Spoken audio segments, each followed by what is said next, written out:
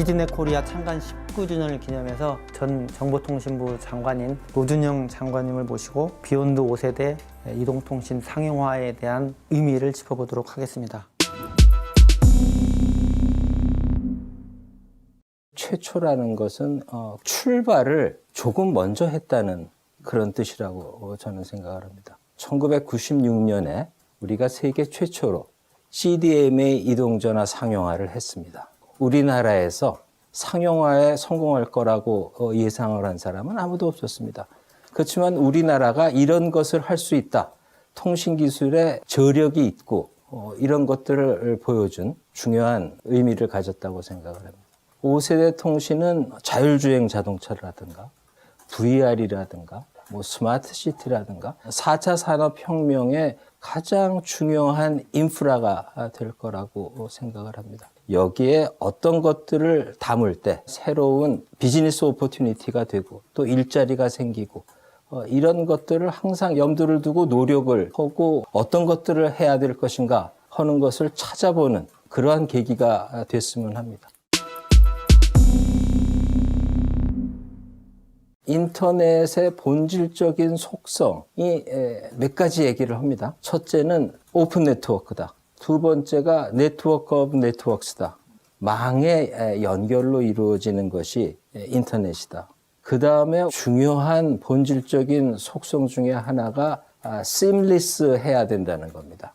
어떻게 말하면 초연결성하고 연결이 되는 거라고 생각을 할 수 있습니다. 어떠한 자율주행 자동차가 네트워크에서 일순간이라도 분리되는 것은 있을 수가 없습니다. 그건 곧 사고와 연결되는 거기 때문에 앞으로 4차 산업혁명 이후에 현실 세계에서 이것이 기능을 가지려면 이와 같은 초연결성이라는 것은 굉장히 중요한 기능이고 또 인터넷이 생길 때부터 가지고 있던 가장 중요한 본질적인 속성 중에 하나라고 생각을 합니다. 초융합.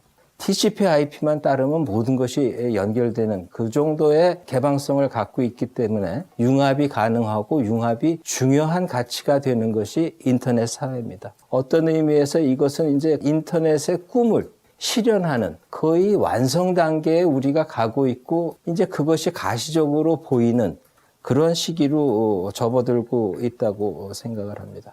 초지능은 이제 어떤 의미에서 가장 어려운 우리의 과제라고 생각을 하는데 우리에게 많은 가능성, 기회, 희망을 주면서도 또 다른 한편으로는 굉장한 두려움을 주는 그런 부분이라고 저는 생각을 합니다.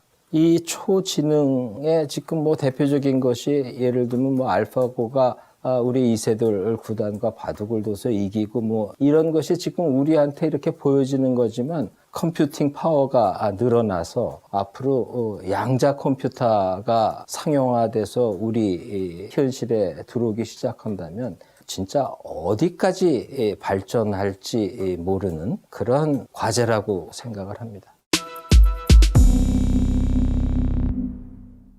클라우드 컴퓨팅이라든가 또는 인공지능이라든가 또는 빅데이터라든가 이런 것들이 등장을 하면서부터 IT 기술뿐만이 아니라 모든 과학기술 전반에 걸쳐서 획기적인 발전이 지금 이루어지고 있다고 생각을 합니다. 앞으로 인간의 생활이 어떻게 변할 것인가? 이제까지의 경제사회 시스템의 근간을 뒤바꾸는 일들이 일어나고 있다는 겁니다. 한계 생산비 제로의 사회, 소프트웨어라든가 인터넷 분야에서 한계 생산비 제로의 형태는 우리가 이미 많이 익숙하게 됐습니다. 3D 프린터, 이거는 소위 이제까지의 우리 경제의 규모의 경제라는 컨셉을 정면으로 도전하는 한 개를 만들거나 만 개를 만들어도 생산비가 똑같다는 겁니다. 앞으로 대량 생산이나 도시화가 도전을 받게 되면 학교도 다른 형태로 바뀌어져야 될 거고 우리 직장 생활도 다른 형태로 바꿔질 거고 이렇게 5G의 상용화를 시작을 하면서 이제는 단지 앞으로 미래가 이렇게 될 거라고 생각하는 것이 아니라 구체적이고 적극적이고 근본적으로 우리가 접근을 하고 노력을 해야 되는 그 시점에 바로 있다고 생각을 합니다.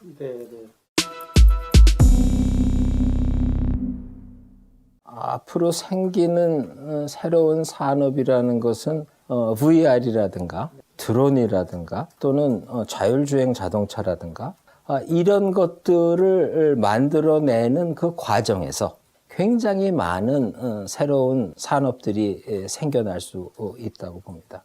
공유경제, 분산경제라는 것은 어떻게 보면 인터넷 시대에 인터넷이 지향하는 가치 중에 하나라고 볼 수가 있습니다. 인터넷이라는 것은 어디도 중앙 집권적인 통제센터가 없는 그러한 네트워크를 지향하는 과정에서 생긴 겁니다. 공유경제를 뒤집어 보면은 이것도 이제 우리의 이때까지의 경제 시스템을 바꾸는 그러한 것 중에 하나라고 봅니다. 무엇이 가장 큰 특징이냐 하면 서비스를 제공하는 사람이 자산을 취득하지 않습니다. 우버 회사나 에어비앤비 회사는 어떤 호텔이나 어떤 자동차도 소유하지 않습니다. 이렇게 자산을 소유하지 않는다는 것은 그 기업의 코스트 중에 고정비용이라는 것이 획기적으로 줄어듭니다. 기업이 고정비용이 줄어들 수 있다 그러면 그거는 굉장한 꿈 중에 하나입니다.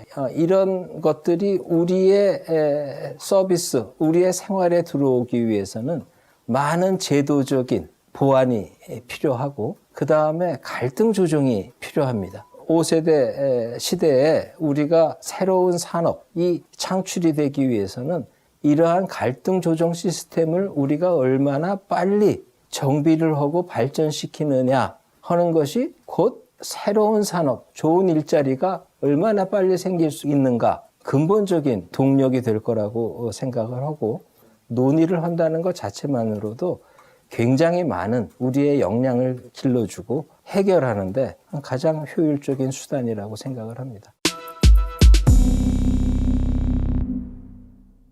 기존의 법 체계를 획기적으로 단순화, 명료화 시키는 작업이 필요하다고 생각을 합니다. 관심을 기울여야 되는 법 제도가 두 가지가 있다고 생각을 합니다.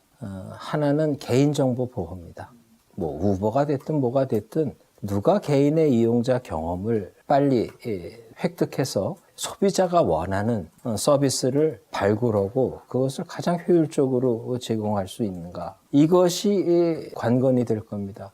실제적으로 내 개인정보가 확실히 보호되고 있다는 것을 소비자들이 느낄 수 있게 해주는 것이 첫째 출발점이라고 생각을 합니다. 두 번째는 개인정보 보호가 아니라 시큐리티 문제입니다. 우리 생활이 인터넷 또는 네트워크 사회에 의존되어 있는 게 많습니다. 은행 계좌와 금융거래 이런 것들이 보관되어 있는 금융 시스템이라든가 이런 것들의 시큐리티가 완전하지 못한다 그러면은 어마어마한 재난이 발생할 수 있게 되는 겁니다.